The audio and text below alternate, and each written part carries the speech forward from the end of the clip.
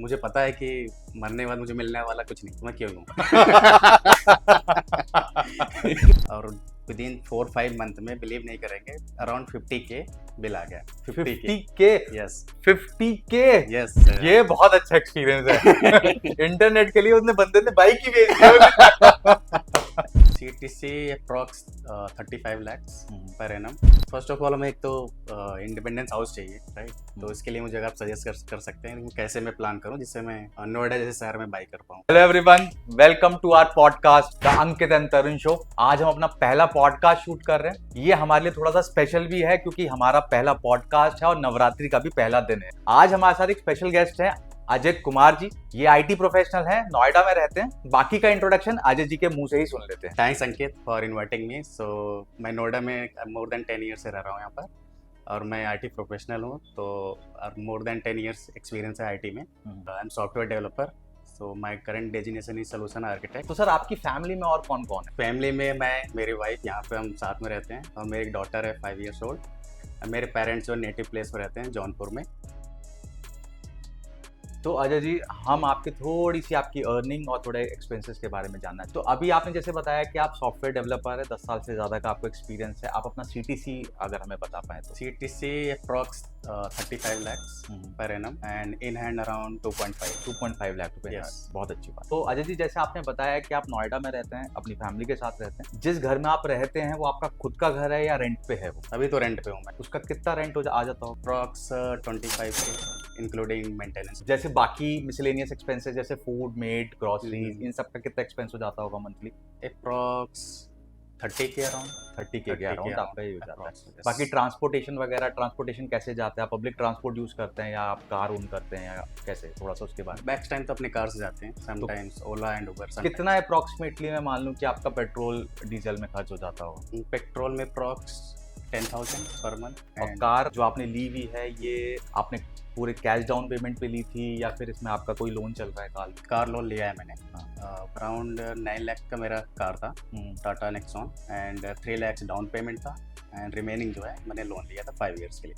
तो 6 लाख का आप एक आपका कार लोन। करेक्ट। ठीक है, ये बहुत इंपॉर्टेंट बात है। तो सर जैसे आपने बताया 6 लाख रुपए का आपने कार लोन लिया हुआ है, कितनी EMI जाती होगी? कितने ईयर्स के लिए और कितनी EMI की मंथली होगी आपकी? मैंने 5 years के लिए लोन लिया है और अराउंड 12K पर मंथ जाता है। तो अजय जी, इस चीज़ में मैं आपको बहुत अप्रिशिएट करना चाहूँगा। कार लोन का जैसे आपने बताया कि आपकी 9 लाख रुपीज़ की कार में 3 लाख रुपए आपने डाउन पेमेंट कर दी, 6 लाख रुपीज़ का आपका लोन चल रहा है। मतलब क्लोज टू आपने 33% इसकी डाउन पेमेंट कर दी। कार परचेज करने का एक फाइनेंस का रूल होता है 24-10, जिसका मतलब ये है कि आपको कार की मिनिमम 20% डाउन पेमेंट तो करनी चाहिए। लोन का टेन्योर 4 ईयर से ज्यादा नहीं होना चाहिए और आपकी कार की जो EMI है मंथली, वो आपकी मंथली इनकम के 10% से ज्यादा नहीं होनी चाहिए।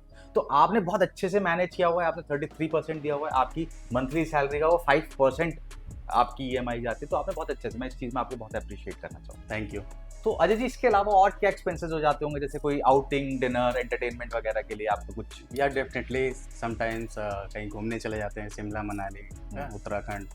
सो वंस इन मंथ तो उसका भी 20K अराउंड एक्सपेंड है पर मंथ। पता आपको ट्रैवल करने का ज्यादा शौक है तो हर मंथ आप yes and obviously sometimes dinner के लिए बाहर चले जाते हैं, लंच के लिए, राइट? फ्रेंड्स के साथ, कभी फैमिली के साथ, तो भी एक एक्सपेंस है। तो 4-5K 6K अराउंड ये भी एक्सपेंड है। मैं आपको इस चीज में भी अप्रिशिएट करना चाहूंगा कि क्लोज टू 2.5 जैसे आपने बताया आपकी इन हैंड सैलरी होती है, आपने आपके जो मंथली एक्सपेंडिचर है सारी चीजों को मिला के 1 लाख के अराउंड में आप उसको कर लेते हैं। तो विच इज़ वेरी अप्रिशिएबल कि 40% में आप मंथली एक्सपेंसेस मैनेज कर लेते हैं अपनी सैलरी। तो ये बहुत अच्छी बात है, बहुत अच्छे से मैनेज किया हुआ है आपने। तो अजय जी, अब थोड़ा सा इन्वेस्टमेंट के बारे में बात कर लेते हैं कि आप इन्वेस्टमेंट कहाँ करते हैं, थोड़ा सा आप मुझे उसके बारे में बताइए। तो सबसे पहले इन्वेस्टमेंट में लाइफ इंश्योरेंस स्टार्ट किया था मैंने, तो वहाँ पे 24K पर ईयर में इन्वेस्ट करता हूँ।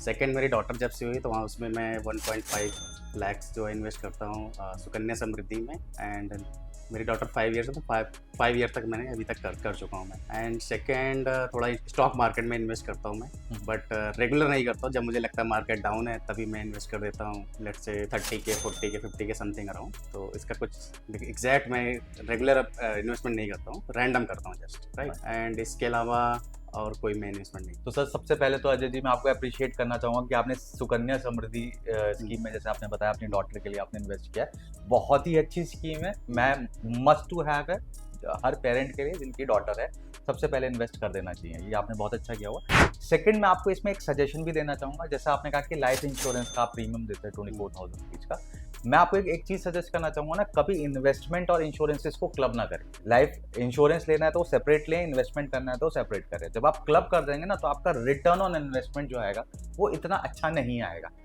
एज कम्पेयर टू कि अगर दोनों चीज़ों का आप सेपरेट आउट करके करें। सो अंकित जी मुझे थोड़ा सजेस्ट करेंगे थोड़ी डिटेल में कि मैं कैसे और बेटर वे में इन्वेस्ट करूं ताकि मुझे ग्रोथ मिले, एक्चुअली बेटर रिटर्न मिले।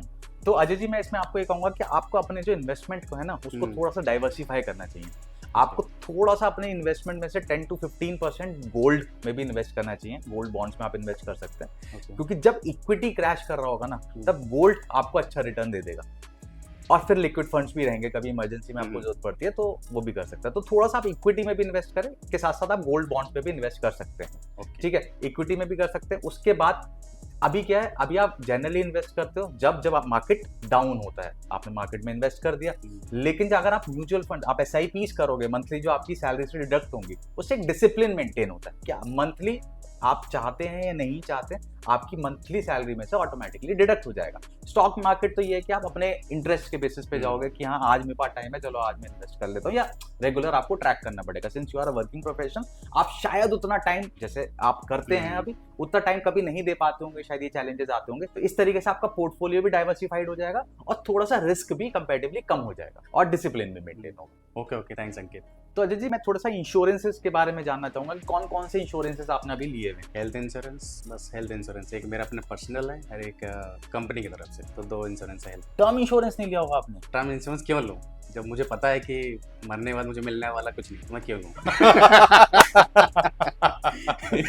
ये भी सर अजय जी बहुत शानदार आंसर हुआ आपका। सही बात है, मरने के बाद पैसा मिलेगा इससे उनको तो पता नहीं चलेगा ना। लेकिन इस चीज में अजय जी मैं कहूंगा कि टर्म इंश्योरेंस इसलिए इंपॉर्टेंट है, जैसे मैं फिर से आप सिंगल ब्रेड अर्नर है और 2 डिपेंडेंट हैं आपके, है ना, तो आपको टर्म इंश्योरेंस जरूर लेना चाहिए। फैमिली सिक्योर रहेगी आपकी, है ना। मेरा पर्सनल सजेशन होगा कि आप टर्म इंश्योरेंस जरूर लें। जितनी आपकी एनुअल सैलरी है, जैसे आपके केस में वो 35 लाख रुपीज़ है, तो अगर आप उसको 10x भी ले सकते हैं, वैसे 10x to 20x generally suggest किया जाता है। तो आप अपनी नीड के हिसाब से, आप जैसे सिंगल आप ब्रेड अर्नर है तो आप 20x लेंगे तो और भी अच्छा है कि आपकी फैमिली सिक्योर रहेगी फाइनेंशियली। ये मेरा सजेशन रहेगा आपको। Okay, I will think on this. Okay ठीक है। और इंश्योरेंस आपने मेडिकल इंश्योरेंस बताया? मेडिकल इंश्योरेंस आपने अपना लिया हुआ है या पूरी फैमिली का कवर किया हुआ है? अपनी पूरी फैमिली का, मतलब wife and daughter. Family, wife daughter तक किया हो। कितने लाख का कवर हो, कितने लाख का? 15 लाख अराउंड। 15 लाख का है। चलिए ये भी बहुत अच्छी चीज़ है, 15 लाख का आपने सही लिया हुआ है। बाकी आपको एम्प्लॉयर की साइड से भी मिला ही। हाँ राइट। तो इसमें मैं आपको ये सजेस्ट करना चाहूँगा अजय जी कि जैसे जैसे आपकी सैलरी बढ़ती है वैसे वैसे आप इसमें 50 लाख का टॉप अप और करवा लें। उससे क्या होगा कि जब तक ये आपका एग्जॉस्ट नहीं होता वो सेफ रहेगा। जब ये एग्जॉस्ट हो जाएगा तो वो 50 लाख का पिच इन हो जाएगा, उसको यूज किया जा सकता है। और आप भी समझते हैं हेल्थ सर्विसेज इतनी एक्सपेंसिव हो चुकी है ना हमारे देश में कि कुछ 5 और 10 लाख रुपए कुछ होते ही नहीं है। एक बार कोई आदमी हॉस्पिटलाइज होता है 4-5 लाख का बिल बहुत मामूली तरीके आराम से बन जाता है आज के टाइम। तो इट्स बेटर थोड़ा सा मेडिकली आप सिक्योर रहेंगे। बट प्रीमियम तो बढ़ जाएगा राइट। अगर अभी जैसे 15 लाख का मैं 28K दे रहा हूँ राइट 2 ईयर्स का, तो अगर जैसे 50 लाख जाऊँ तो प्रीमियम मेरा मे भी डबल हो जाए। बहुत ज्यादा नहीं पड़ता है जब आप टॉपअप कराते हैं ना, वो क्योंकि वो टॉपअप तभी यूज में आता है जब आपका ये 15 लाख रुपीज का एग्जॉस्ट हो जाए। उसका ज्यादा प्रीमियम आपको पे नहीं करना पड़ेगा। इट्स बेटर टू हैव, क्योंकि आप जैसे बढ़ेंगे, एज बढ़ेगी तो हेल्थ इश्यूज बढ़ते हैं। राइट है ना। It's better to have it. आपकी सैलरी भी बढ़ेगी, इनकम बढ़ेगी और आपको हेल्थ वाइज आपको सिक्योर होना बहुत जरूरी है आज के टाइम। तो अजय जी अभी तक जब से आप कमा रहे हैं कोई ऐसा फाइनेंशियल ब्लंडर आपने किया है जो आप हम लोगों के साथ शेयर करना चाहेंगे? बहुत सारा किया है मैंने। तो कुछ 1-2 हमारे साथ शेयर कीजिए। बड़ा कॉमन है। तो जैसे फ्रेंड्स को पैसे देना राइट। तो फ्रेंड्स बोला कि पैसे चाहिए, 1 वीक में मिल जाएगा पैसे। तो 50K मांगा उसने, तो बहुत रिच था, उसके पास सब कुछ था, तो मुझे लगा दे देगा 1 वीक में। तो मैंने उसे 50K ना देके मैंने 25K दिया। मैंने कहा लेट्स सी क्या होता है। बट वो दिन कभी आया नहीं कि मुझे पैसे मिले। मेरे लिए बिग लर्निंग यही है कि पैसे देने के बाद आप भूल जाओ कि अब मिलने वाला है। तो इस माइंडसेट से किसी को हेल्प करना चाहिए। सही, ये मेरे ख्याल से आई एम श्योर ये बहुत सारे लोगों के साथ ऑलरेडी होता होगा कि दोस्तों को पैसे दे दिए और मांगने पे ऐसा लगता है कि तुम अपने पैसे नहीं उसके पैसे मांग रहे हो। तो ये अजय जी के साथ भी एक्सपीरियंस हुआ है। मैं टोटली कनेक्ट कर सकता हूँ इस बात से कि मैंने भी एक्सपीरियंस फेस किया है। उसके अलावा कुछ और अगर आप बताना चाहेंगे? एक और है कॉलेज टाइम में। हाँ। तो आपको पता है उस टाइम पे इंटरनेट की स्पीड बहुत स्लो थी, राइट? हाँ। तो एक मूवी अगर डाउनलोड करना हो तो पूरा होल नाइट लग जाता था, हाँ, राइट? हाँ, बिल्कुल। तो मेरे कुछ फ्रेंड्स थे, 4-5 लोग रहते थे। तो उन्होंने कभी बिल पे कभी नोटिस नहीं किया और वो कंटिन्यू मूवी डाउनलोड करते रहे और विदिन 4-5 मंथ में, बिलीव नहीं करेंगे, अराउंड 50K बिल आ गया। 50K? Yes, 50K? यस।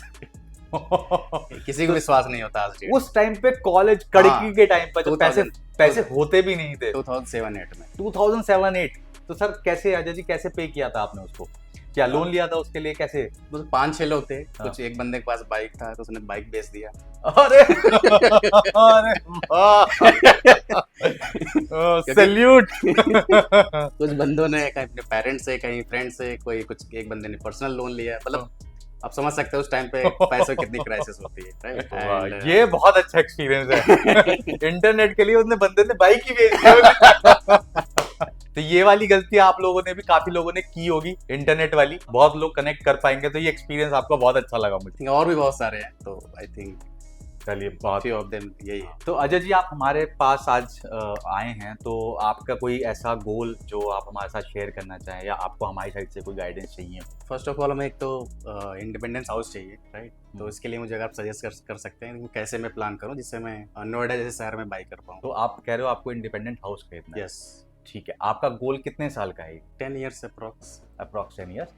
अगर मैं पूछूं आपसे कि अभी जिस टाइप का घर आप बनाना चाहते हैं उसकी करंट वैल्यू कितनी होगी? अभी मेरे एक फ्रेंड ने बाई किया था 2 CR के अराउंड। और आपने जैसे बताया आपका गोल 10 ईयर्स के लिए। करेक्ट। तो मुझे लगता है जो जिस घर की वैल्यू आज 2 करोड़ है वो 10 ईयर्स में क्लोज टू 4 करोड़ होगी। तो आपको उस टाइम 10 साल बाद घर बनाने के लिए 4 करोड़ रुपए चाहिए होंगे। तो घर खरीदने के लिए फाइनेंस का एक रूल होता है 3-20-30-40 रूल। 3 का मतलब होता है कि घर की कीमत आपकी एनुअल इनकम के 3x से ज्यादा नहीं होनी चाहिए। जैसे अजय सर के केस में 35 लाख रुपीस इनकी एनुअल सैलरी है, तो 1 करोड़ 5 लाख से ज्यादा का आपका घर नहीं होना चाहिए। 20 स्टैंड्स फॉर कि टेन्योर जो है होम लोन का वो 20 ईयर्स से ज्यादा नहीं होना चाहिए। 30 होता है कि आपकी मंथली जो EMIs है वो आपकी मंथली सैलरी की 30% से ज्यादा नहीं होनी चाहिए। 40 स्टैंड फॉर कि आपके घर की जो डाउन पेमेंट है वो मिनिमम 40% होनी चाहिए। तो इस रूल के अकॉर्डिंग देखा जाए तो अजय जी की सैलरी के हिसाब से वो 1 करोड़ 10 या 20 लाख का घर ले सकते हैं। लेकिन सिंस नोएडा थोड़ा सा एक्सपेंसिव है, थोड़ा सा इधर उधर चल जाता है, मान लेते हैं जैसे अजय जी का गोल है 2 करोड़ रुपीज का।